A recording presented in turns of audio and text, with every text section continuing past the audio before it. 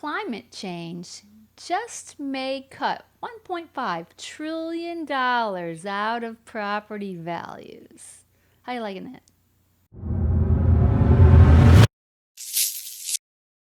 This isn't surprising considering what's been going on over the years. Reports find that the housing market is being altered by rising home insurance and home buyers factoring in climate risk into their decision making. I always take these articles with a very large grain of salt, and I'm sure you know why. The effects of climate change could deal a blow to the U.S. housing market, shaving off nearly $1.5 trillion in property value over the next 30 years. That's according to a new report this week by First Street Foundation, a nonprofit organization out of Washington. And that's why I take it with a large grain of salt. But that hasn't stopped developers, at least not here in Florida. Nope. They're still building because Florida leads in rental builds. That's right, these developers love to build homes with the purpose of renting them out, not selling them, just renting them out. Florida renters will soon benefit from that trend. There will be over 13,591 homes, single-family homes, that are going to be hitting the market over the, let's say, the next year and a half that are slated for construction. So, yeah, even with the supposed climate change that's going to affect the housing market, so they say, home builders just don't care. So for those who aren't ready to buy or can't buy, the American dream just might be in the form of rental for you.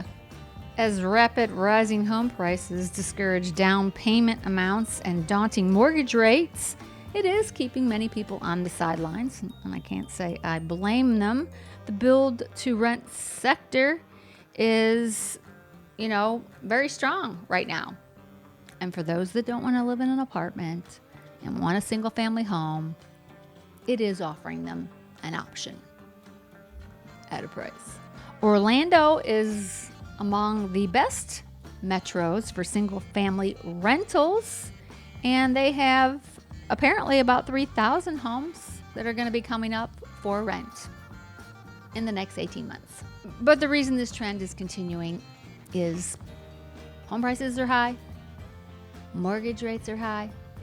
There are a lot of people that just can't qualify for a mortgage anymore, so there has to be another option. So, rentals. And for those of you who already own a home, the pain keeps coming. When I say pain, I mean insurance pain. Because Citizens has been approved for a rate increase.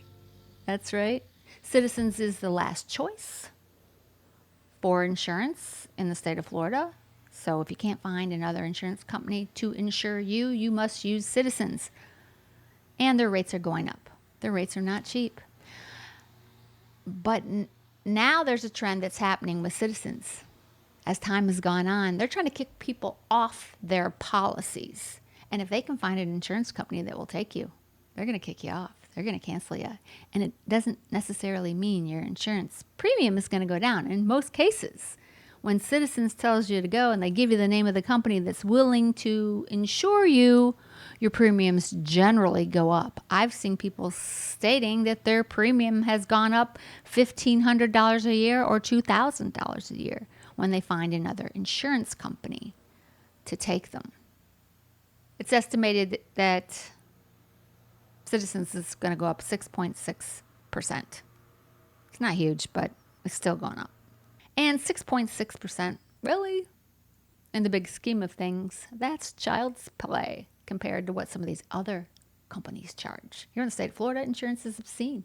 I mean, people pay $600, $700, $800, some of them $1,000 a month for home insurance.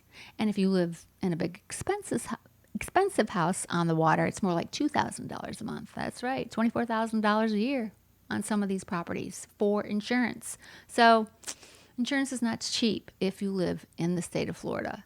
And it's just not the state of Florida. There are other states that have, hurricanes, flooding, earthquakes, wildfires, all of those states, high insurance. And here in Florida, a lot of people are going without or dropping wind. Wind is like 75% of the cost of the policy. I'll give you an example. If you have a $4,000 policy, $1,300 of it's like the regular coverage, like for fire, slip and fall, if a pipe bursts. The rest of it's all wind. So you take the wind off and the policy drops like to a normal policy. But you have to be mortgage free in order to do that. And here's a funny thought that I had. I hear from so many people when they go to make an insurance claim, they're going to fight with the insurance company. They just often offer you pennies. Like I know someone right now that had damage from a storm that we had last year, roof damage, and now all they want to do is give them a small amount of money to just repair it when they probably need an entire roof. And the insurance company doesn't want to do that. But yet, when the roof gets to be 20 years old, they'll force you to put a new roof on or they won't cover you, but they'll take your money and not pay for that new roof, even though you need one. And that kind of sucks. Doesn't give me a lot of faith in most of the companies that are out there now. And mortgage companies do force you to have insurance. It's basically their house. They own it until you pay it off.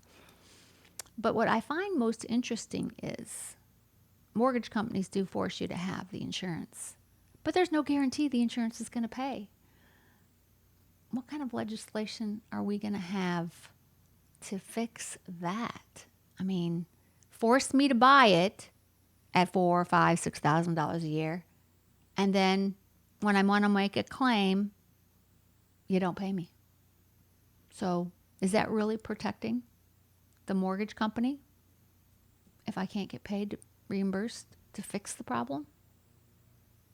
Inquiring minds want to know. And despite high home prices, high insurance prices, high mortgage prices, Fannie Mae says that housing sentiment is up in January. That article came out of Washington, so I will take a very large grain of salt with that. And speaking of Washington, are you enjoying the press conferences where we get to watch Doge unearth all of the embezzling, all of the fraud? I'm just taking it in and I'm hoping my tax bill goes down once they stop all this spending. What say you? Put your comments below and let me know. That's all I have for today. Don't forget, like, subscribe, and come back and see me next time. Take care.